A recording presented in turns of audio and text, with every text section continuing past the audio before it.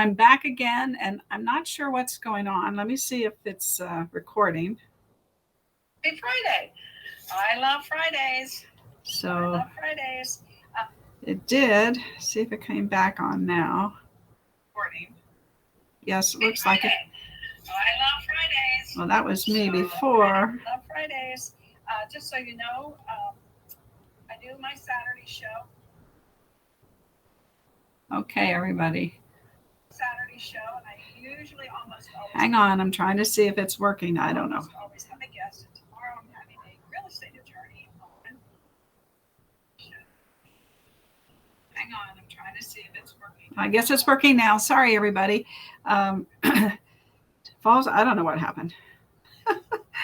Okay. I'm doing this for my office, so I had to get all my equipment set up, and maybe I did something that messed it up, but it's August 27th. It's Friday. We love Fridays. And my little sad face is because we've only listed 47 homes yesterday, and we're going down a little bit. We went down a couple.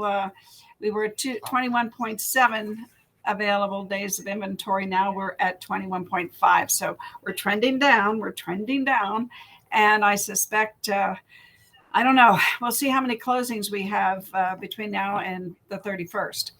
So we're averaging 129 sales a day, and I suspect that's going to climb up there after today and Monday and Tuesday.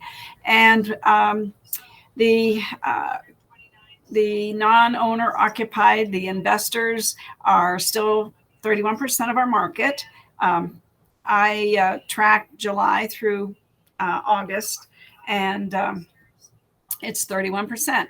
So that's about 44 a day. So of the closings that we have, 44 of them are investors, non-owner occupied homes for rentals. And this number doesn't include second homes. I was concerned that it might, but it doesn't. So that's a good thing. Okay, so $1 million homes still flying off the shelf. We're around 4+ a day being sold versus last year, which was 1.7 per day being sold. So today we have some fun things to go over with video. So I want to get on with today's show. And sorry we had that little glitch today, but let's get going here with this. And I'm going to do it. I'm going to do my check on my video, on my audio. So hang on just 1 second with me.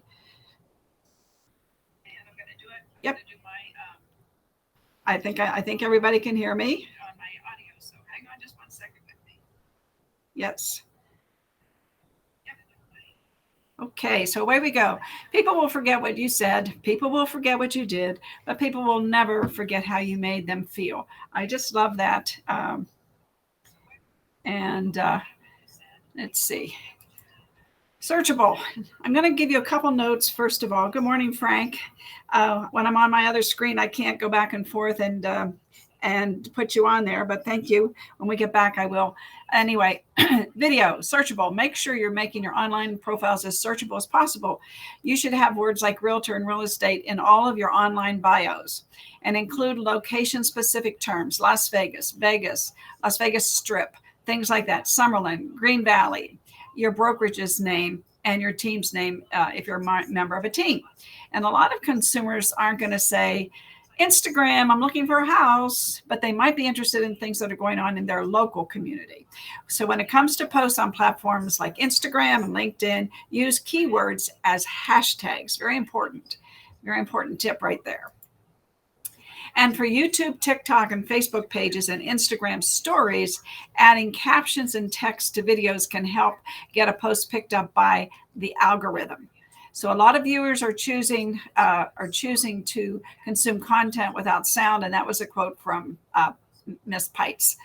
If a platform does not have built-in captions for videos, Pites said there's a variety of free softwares to use, like Captions: speak to the camera.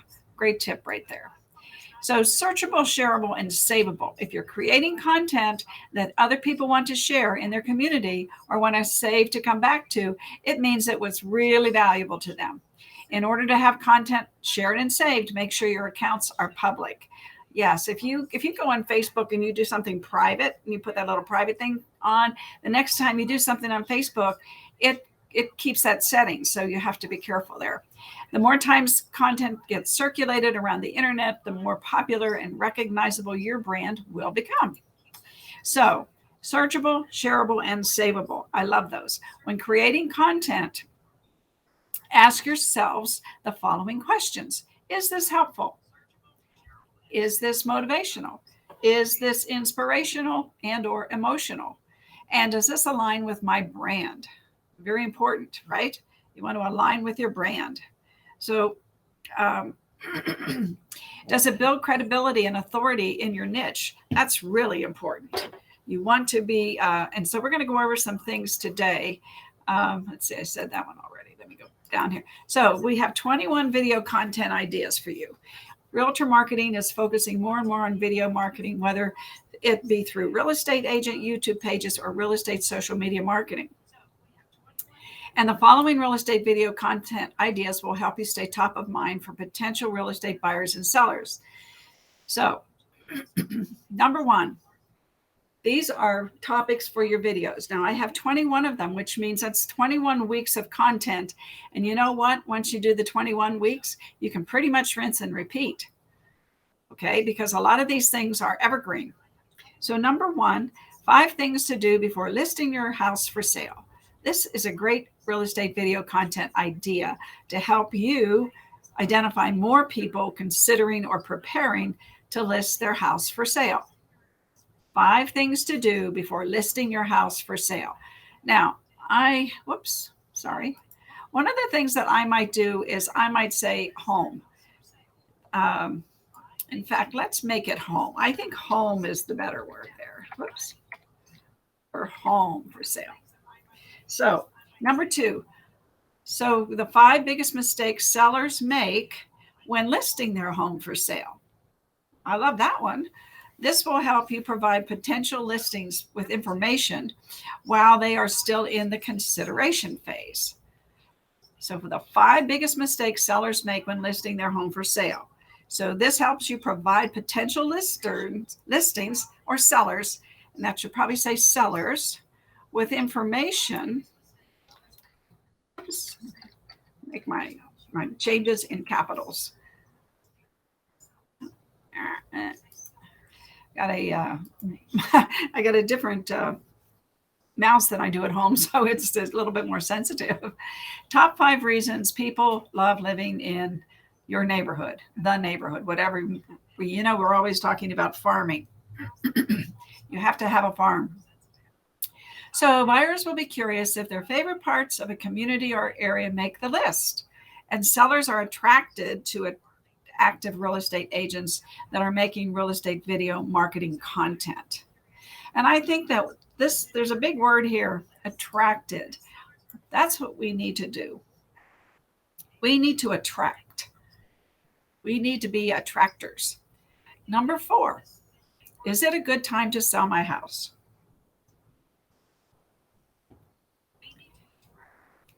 This real estate marketing video, let me get rid of that, is focused on answering the question most sellers have before listing their home for sale and hiring an agent.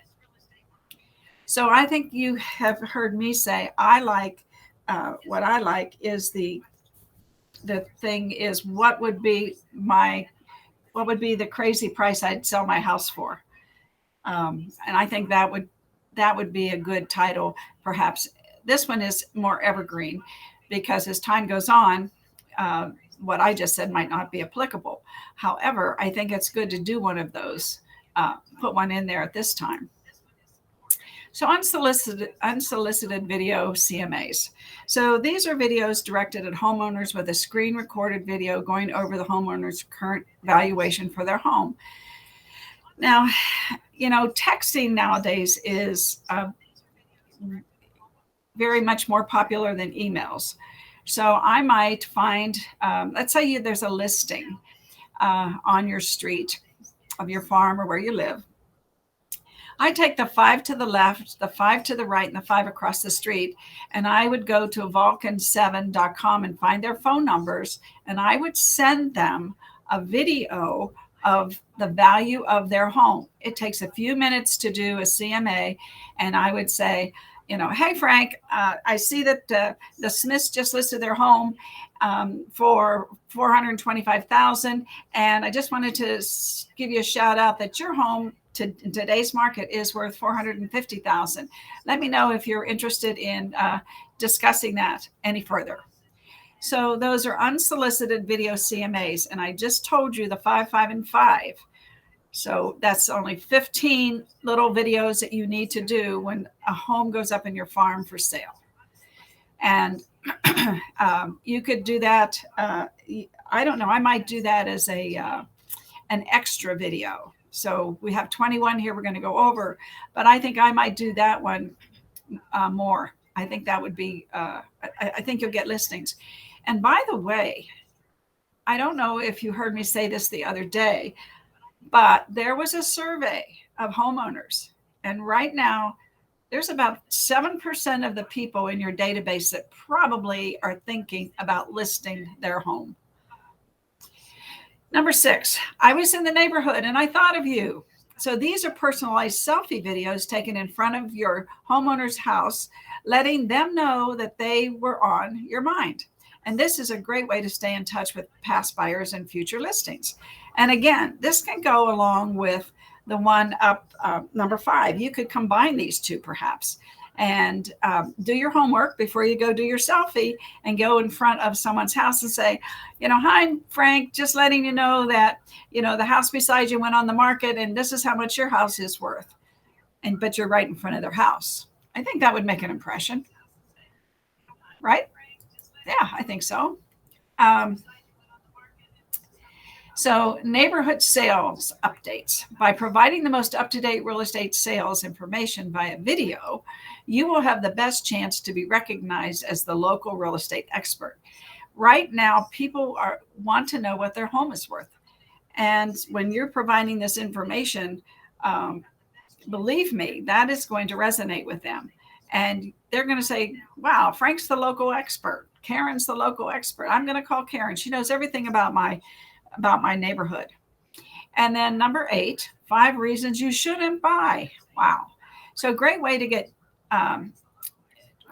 utilize a clickbait title and spin it to something like, don't buy in this neighborhood if you don't like peace and quiet. Oh, that's just a fun one, right? That's fun. I like that. Number 9, overall, I'm looking at my camera. I don't see Jimmy yet. Overall market update. This can be as simple as giving the number of homes sold last month, the average sales price, the average days on market, and the average sales price per square foot. I give you that almost all the time. I don't do the price per square foot, which you can do that. But anyway, this is not difficult to do. So the overall market update is something now. John and Tracy send out a postcard to his farm. He's got 2 farms. He had one, now he has 2 for some reason.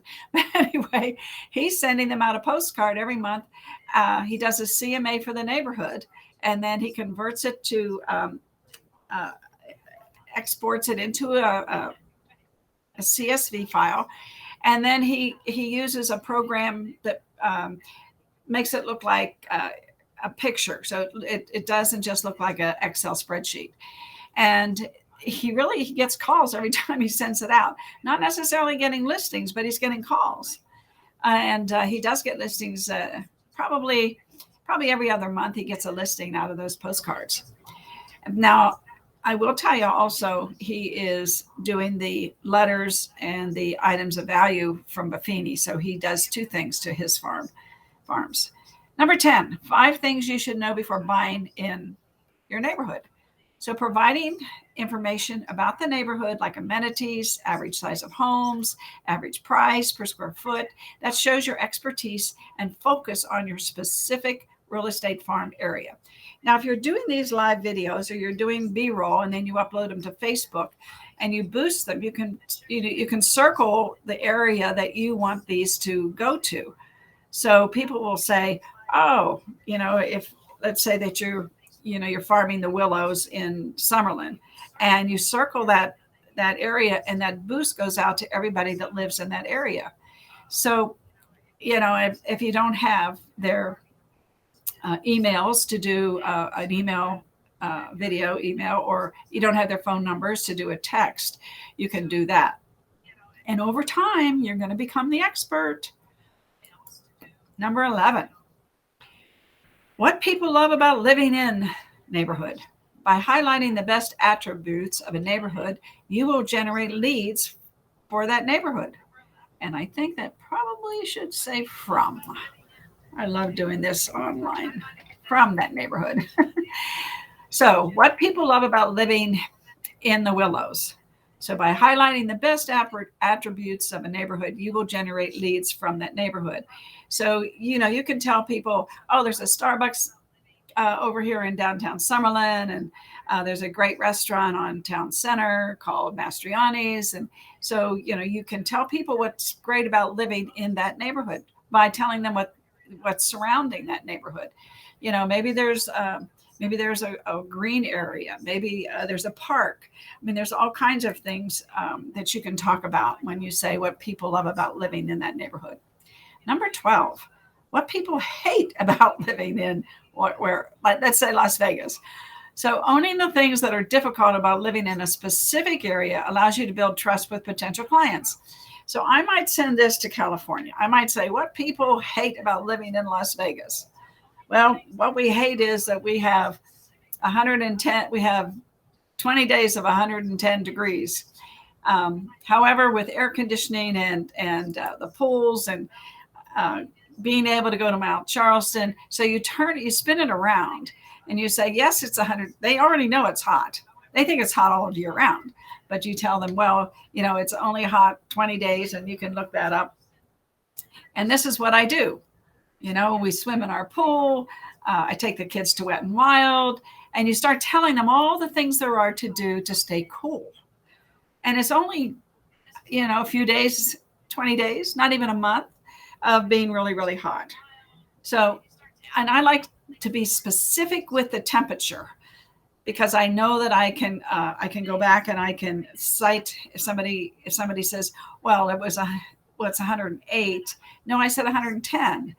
So you can cite the fact that you were being very specific, because what you don't like, and you see when it says what people, I might say what I hate about living, and I might not say hate. I know I'm changing these things on you, but I don't like about living in Las Vegas. And so I changed it a little bit. I think hate's, I don't like that word.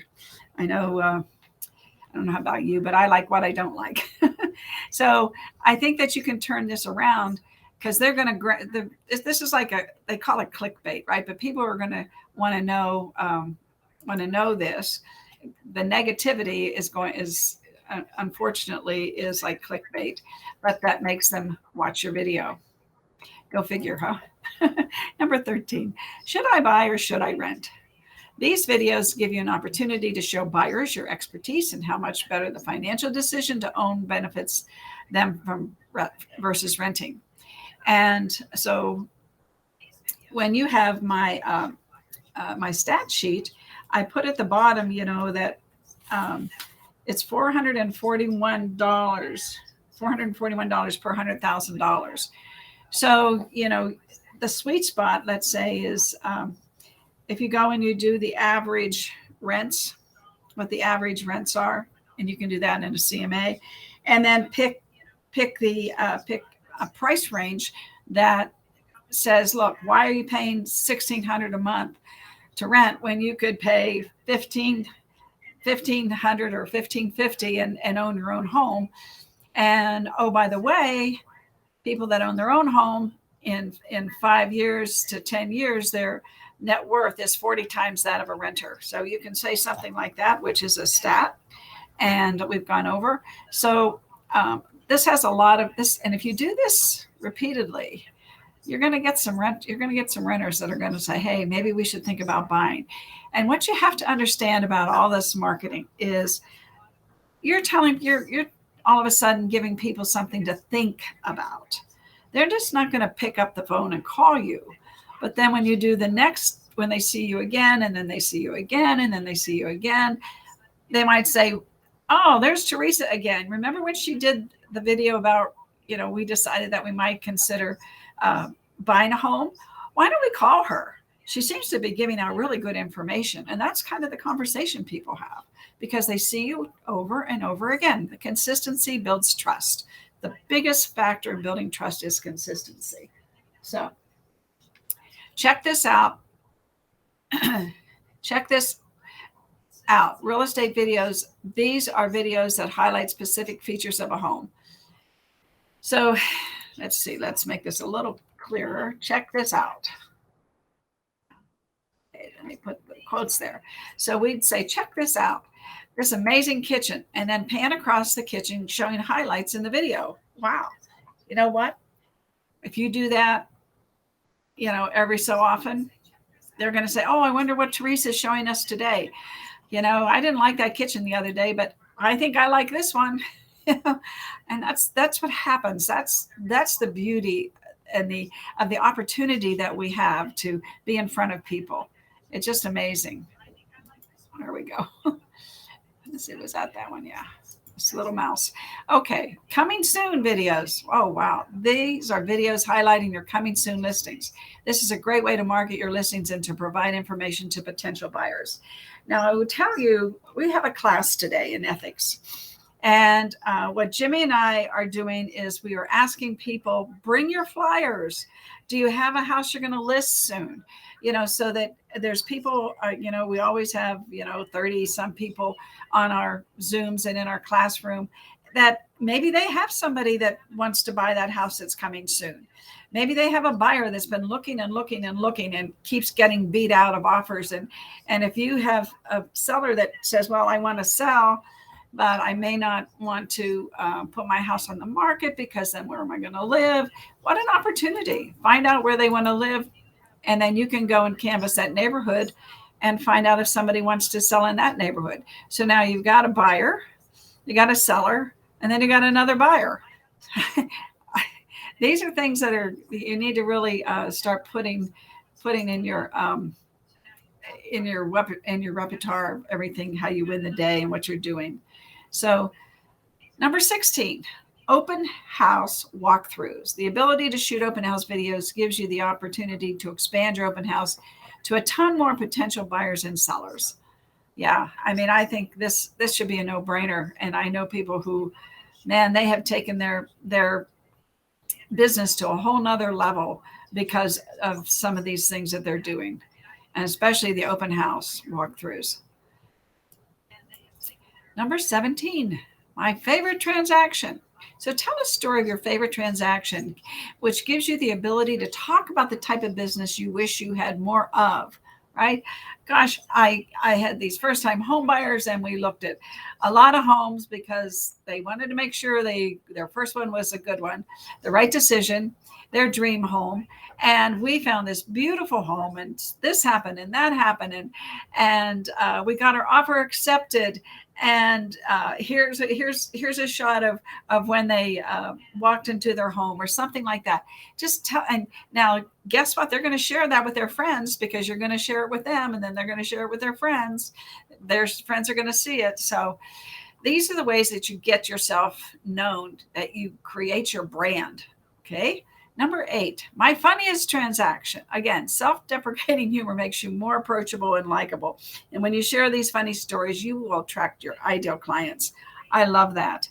There's funny things that happen all the time in life. And sometimes we forget to memorialize them. But my funniest transaction has got to be that's really cool. And I know because I talk to agents in the office every day. They do have some funny things that happen. Believe me. Number 19, my most difficult transaction. So by focusing not just on the difficulties of the transaction, but focus on the solutions you provided and how you overcame the difficulties, and you will gain the trust of future real estate clients. So, gosh, I hear these all the time, don't you? People having difficulties, and then if another agent's telling you about a difficult transaction, don't forget to ask them, well, how did you solve the problem? And then you may be able to tell that story. It might not be your most difficult transaction, but you can say, one of my fellow agents just had this difficult transaction, right? It doesn't have to be yours. So it says but it can say the most difficult transaction or the solution to the most difficult transaction. So you can put your title, whatever it is that applies to this particular scenario. Number 20, why I love referrals. So these are opportunities to thank people for referrals while also planting the seeds for others to send you referrals. See? Yeah, that's how that works. You got to ask. And the last one, frequently asked questions. So by recording videos answering your most frequently asked questions, you'll have the opportunity to answer the questions for potential clients before they even ask them. And this makes you, the voice of authority. And I love that. I love this one. And I think we went over all of them. Yes, we did. Okay, let me get back to you all. Go here and go here and solo off, and I'm back. And I have a friend with me today. I have my little Be Happy. My little Be Happy. Oh, yeah. Say hi. Hi, everybody. Hi. Oh, we have fun. We do have fun. And Jimmy and I are going to teach ethics today. So hopefully, it's probably not too late to sign up. If you haven't signed up, just go to bee.vegas. Let me show you that. Let me hide this. And let me get out of the way here. There you go. Today is ethics. Did you cross the line? So you've got a few minutes to sign up. And Jimmy's always good. We had law yesterday. The law class, he makes it interesting. He really does. Because law is a pretty dry subject. Because, well, it is dry the way some people teach it. The way he teaches it, though, and which I love, is giving examples of how people have maybe broken the law. I think that's really the key to this is letting people know how. Let's see. There we go. Hi, Frank. Hi, Karen. Good morning. Yes, you're here. Good to see you all. So he makes law very interesting. So we do a law class every month.